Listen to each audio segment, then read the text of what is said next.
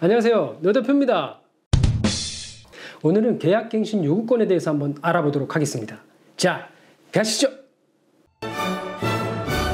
이 계약갱신 요구권, 이 용어가 생소하신 분들도 굉장히 많으시죠? 살면서 평생 한 번도 들어보지 않은 분들도 계실 겁니다. 하지만 요즘 여러분들 이 계약갱신 요구권은 반드시 알고 계셔야 돼요. 그러면 오늘은 임대인이 주택임대차보호법에서 임차인의 계약갱신 요구권을 거절할 수 있는 사유에 대해서 한번 알아보도록 하겠습니다. 총 9가지가 있는데요. 첫 번째로는 임대차 기간 안에 임차인이 2기에 달하도록 차임을 연체했을 경우입니다. 여기서 이 2기를 잘못 해석하시는 분들도 계시는데 총 2번이 아니라 예를 들어서 월 임대료가 100만 원이라고 하면은 첫 달에 100만 원을 제대로 냈고요. 두 번째 달에 50만 원을 냈습니다. 세 번째 달에 또 50만 원을 냈어요. 네 번째 달엔 다시 또 100만 원을 제대로 냈고요. 다섯 번째 달에 하나도 내질 않았고요. 이렇게 되면은 이 사람은 이때부터 총 2기의 연체를 하게 된 겁니다. 월세가 50만 원인 원룸에 살고 있는 사람이 밀린 월세의 총 합이 100만 원이 되는 순간부터 적용된다고 보시면 됩니다. 두 번째로는요, 임대인 본인이나 임대인의 직계 존비속이 해당 주택에 실제로 거주하는 경우입니다. 아마 이것 때문에 제일 많은 분쟁이 생기지 않았나 싶은데요.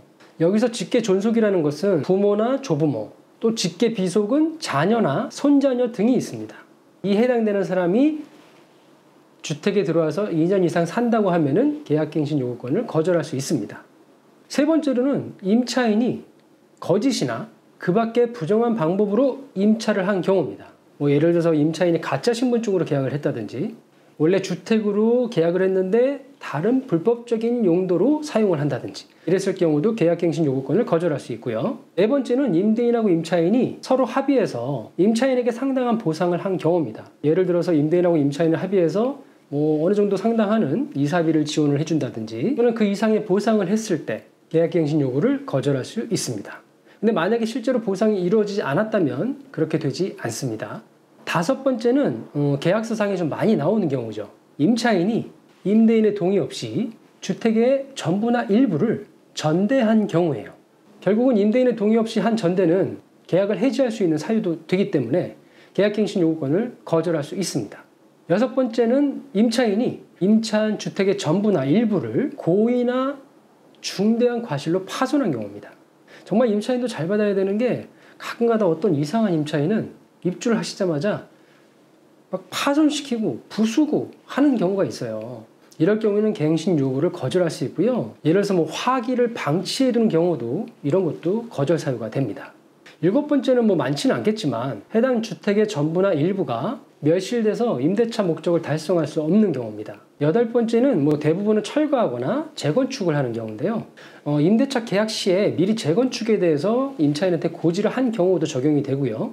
너무 노후되거나 훼손돼서 안전상의 문제가 있을 때는 어쩔 수 없이 또 해당이 됩니다. 위험한 건 당연히 안 되잖아요. 아홉 번째는 마지막으로 임차인으로서의 의무를 현저히 위반하거나 임대차를 계속할 수 없는 중대한 이유가 발생했을 경우입니다. 이 중에서 아마 제일 많이 분쟁이 생기는 것이 아마 임대인 실거주일 거예요. 지난 2년 동안 아마 제일 많은 소송이 생긴 것이 이 부분일 것 같은데요. 실제로 만약에 이게 소송이 돼서 임차인 부분이 이었다면은 손해배상 청구를 할 수가 있게 돼요. 그러면 이 세 가지 방식 중에 가장 큰 금액으로 손해배상을 해야 되는데요. 첫 번째가 갱신 거절 당시에 월 단위 임대료 3개월치에 해당되는 금액을 손해배상하거나요. 이때 이제 전세금을 월 단위로 전환을 해야 되는데요. 법정 전환율 4%를 적용한다면 예를 들어서 전세금이 5억이라고 했을 때 이걸 전월세 전환을 해보면 월 임대료가 대략 175만 원 정도 될 겁니다. 그럼 이 175만 원에 3개월치니까요. 대략적으로 한 525만 원 정도를 변상을 하셔야 되는 거예요. 두 번째로는 임대인이 새로운 임차인에게 임대에 얻은 월 단위 임대료에서 갱신 거절 당시 기존 임차인의 월 단위 임대료를 뺀 액수에다가 24를 곱한 금액입니다. 여기서 24는 2년치를 말하는 거고요. 세 번째는 갱신 거절로 인한 손해 금액을 손해배상 청구를 할 수 있는 거예요. 그래서 아마 이 2년 동안 이 분쟁이 굉장히 많은 걸로 알고 있습니다. 그러면 이 계약갱신 요구권에 대해서 좀 헷갈리는 부분에 대해서 다시 한번 짚어드릴게요. 임차인은 언제부터 임대인에게 계약갱신을 요구할 수 있을까요? 임대차 계약 기간이 끝나기 6개월 전부터 2개월 전까지 계약갱신을 청구할 수 있습니다. 이게 이제 바뀌어서 2020년 12월 10일 이후 최초로 체결하거나 직전 계약이 갱신된 계약 기준이에요. 그래서 2020년 12월 10일 이전에 최초 계약하거나 직전 계약이 갱신된 계약은 6개월 전부터 1개월 전이 맞습니다. 그리고 이것도 좀 헷갈려 하시는데 상가는 아직도 임대차 계약 기간이 끝나기 6개월 전부터 1개월 전까지가 맞습니다. 주택하고는 좀 달라요. 그리고 임차인은 계약 기간 동안 이 계약갱신 요구권을 몇 번 사용할 수 있을까요? 정답은 1회 사용할 수 있고요. 1회 사용하게 되면 계약 기간이 2년으로 갱신됩니다. 그리고 묵시적 갱신이 있죠. 임대인하고 임차인하고 아무 말도 없이 계약 기간이 자동으로 연장됐을 때, 이럴 때도 계약갱신 요구권을 사용한 것으로 볼까요? 묵시적 갱신으로 인해서 연장된 경우는 계약갱신 요구권을 사용한 것으로 보지 않습니다. 명백하게 의사표시를 하셔야지만 계약갱신 요구권을 사용한 것으로 보는 거예요. 그러면 계약이 묵시적으로 갱신된 이후에도 계약갱신 요구권을 쓸 수 있습니까? 뭐 4년이 지났는데요. 6년이 지났는데도요? 할 수 있습니다. 이 묵시적 갱신은 계약갱신 요구권을 사용해서 계약이 갱신되는 거하고는 완전히 다릅니다. 다음으로는 이 계약갱신 요구권을 사용하게 되면 계약 조건은 어떻게 결정되나요? 계약갱신 요구권을 사용하잖아요. 그러면 기존 임대차 조건으로 계약이 갱신된 것으로 보는 겁니다. 계약은 2년 동안 갱신이 되는 거고요. 다만 차임, 월세하고 보증금은 기존 금액의 5% 안에서 증감할 수 있습니다. 그럼 계약갱신 요구권을 사용했을 때 무조건 2년을 거주해야 되나요? 그렇지 않습니다. 계약갱신 요구권 행사로 인해서 계약이 연장됐다 하더라도 언제든지 임차인은 임대인에게 계약 해지 통보를 할 수 있고요. 임대인이 통지받은 날로부터 3개월이 지나면 자동으로 계약은 해지됩니다. 그럼 계약갱신 요구권은 어떤 식으로 해야 되는 건가요?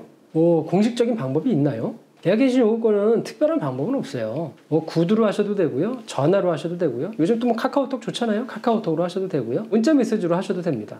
하지만 이제 아무래도 구두로 하는 거는 증거가 없잖아요. 그래서 가능하면 문자 메시지나 카카오톡처럼 남길 수 있거나 더 확실하게 하시기 위해서는 내용 증명의 방법도 추천드리는 방법입니다.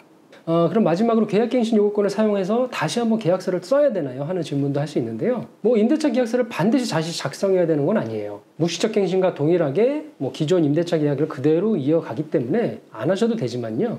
임대료가 증감이 됐다든지 변동이 생겼다면 다시 계약서를 작성하시는 것이 좋습니다. 오늘은 계약갱신 요구권에 대해서 한번 알아봤는데요. 이게 사실 워낙 뉴스에도 많이 나오고 기사에도 많이 나와서 많은 분들이 아실 것 같은데 실제로 물어보면 다 모르세요. 이 유튜브 영상을 통해서 공부하셨으면 좋겠고요. 우리가 살아가면서 부동산은 계속 접하게 되는 일이니까 공부를 좀 많이 하시면 좀 더 똑똑하게, 현명하게 살 수 있지 않을까 생각이 듭니다. 자, 오늘 노대표TV는 계약갱신 요구권에 대해서 알아봤습니다. 날씨가 이제 많이 추워지고 있는데요. 여러분 감기 조심하시고 겨울도 마음과 몸이 모두 따뜻하게 이겨낼 수 있는 겨울이 됐으면 좋겠습니다. 그럼 여러분 감사합니다.